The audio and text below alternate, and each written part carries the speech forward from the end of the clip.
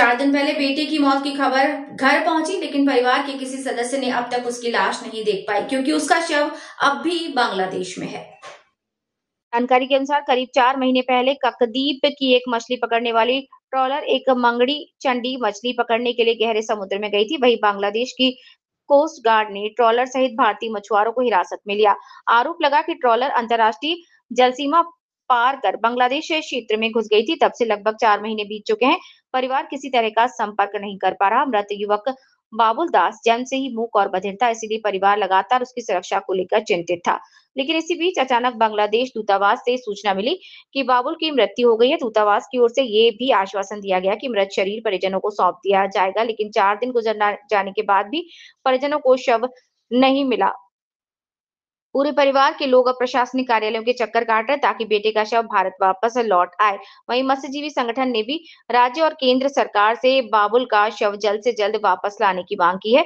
आज सुबह बांग्लादेश के बाबुल के परिवार को फोन आया, शव भेजा जाएगा। फिर भी सवाल उठता है कि 4 दिन से मृत शरीर बांग्लादेश में पड़ा क्यों है? आखिर कब पहुंचेगा वो अपने घर? अब सवाल ये उठता है कि पश्चिम बंगाल में जहां-जहां बंगाली अस्मिता और बंगाली प्रेम की बात करने वाले नेता और संगठन अब कहां है? क्या यही बंगाली प्रेम रूप है? একটা ইস্যু রয়েছে, আজ বললেই আজ বডি চলে আসবে না। দুটো দেশের মধ্যে কথাবার্তা চলছে এবং আমাদের এখান থেকেও সিএম এর কাছে প্রপার চ্যানেল দিয়ে চিঠি গেছে এমএলএ এর পক্ষ থেকে। আমরা সবাই মিলে চেষ্টা করছি। ওখানেও বাংলাদেশে আমাদের যে হাই কমিশনার আছে উনিও চেষ্টা করছেন, আমাদেরকে নিজে থেকে এখানে কথা বলেছেন যে আমরা বডি পাঠাবার আপ্রাণ চেষ্টা করছি। তো এটা আন্তর্জাতিক বিষয়, একটু সময় লাগে। বিগত আর যারা মালিকরা আছেন, যাদের কাকদ্বীপের আর যে 3টে ট্রলারে আছেন, তাদের যে লোকগুলো ওখানে বন্দী হয়ে আছেন। এবার আমাদের এটা মনে হচ্ছে একটা বডি আসতে সেরকম এত কিছু লাগে না, কয়েকদিনের মধ্যে পৌঁছে যায়। এটা আমাদের স্বাভাবিক একটা চিন্তা ভাবনা, আমাদের নিজের থেকে একটা চিন্তাধারা। এবার বাকি যারা আছে ওনারা যদি চান আর কি, বা কোনো ধরনের একটা প্ল্যান করে থাকেন ওনারা যে আমার দাদার বডির সাথে, বা এই সুযোগ নিয়ে ওনারা বাকি যে জেলে সম্প্রদায় ওখানে যে ধরা পড়েছেন বাংলাদেশে, ওনাদের আনার যদি কোনো পরিকল্পনা করে থাকেন, তার জন্য একটা যথেষ্ট সময় লাগে, টাইম লাগে। তাদের যারা আছে তাদের শনাক্ত করতে তাদের টাইম লাগবে। সেই টাইমটা যদি আমার দাদার বডির সাথে যুক্ত করা হয়, তাহলে আমার দাদার বডি কিন্তু ওইখানে অনেক দিন ধরে পড়ে থাকবে। আমরা সেটা চাই না। আমরা এখন একটাই চাইছি, ওনারা তো জীবিত, ওনারা আজ না হয় কাল তো ওনারা ফিরবে। তার সাথে আমার দাদা যদি বডিটা যদি যুক্ত করা হয়, তাহলে এটা কিন্তু বেআইনিভাবে আমাদের পরিবারের উপর খুব অন্যায় হবে।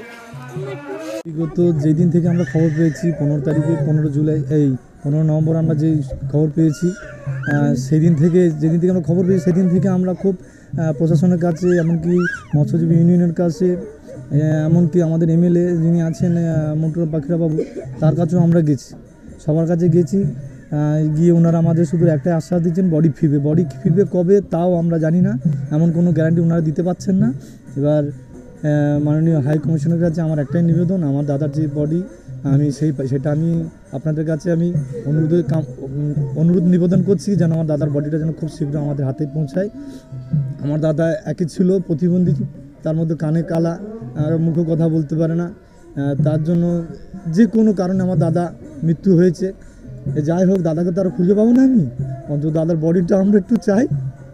আপনার কাছে এইটাই নিবেদন, আমার দাদার বডিটা যেন আমাদের পরিবারকে খুব তাড়াতাড়ি শীঘ্র যেন। দেখি আমরা তো সবার কাছে যে সাহায্য চাইছি, সবাইকে বলা হচ্ছে, সবাই তো বলছে বডিটা আনা হবে, তার মধ্যে সে ঠিকঠাকভাবে বলতে পারছে না, ডেট দিতে পারছে না ঠিক করে যে কবে আনাবে না হবে। সবাই তো সব রকম চেষ্টা করছে বলতেছি, আমরা তো ওটাই শুনতে পাচ্ছি। এবার কে কী করছে না করছে তা তো আমরা বুঝতে পারছি না বা জানতে পারছি না। আমরা হেঁটে দেখছি যে সবার মতো সবাই নিয়ে কাজ থেকে চালিয়ে যাচ্ছে, ওটা আমাদের কানে শোনা এগুলো। সবাইকে চেষ্টা অনুরোধ তো আমরা এটাই করছি যে আমার দাদা যা তো হয়ে গেছে, এখন তো কিছু করা যাবে না।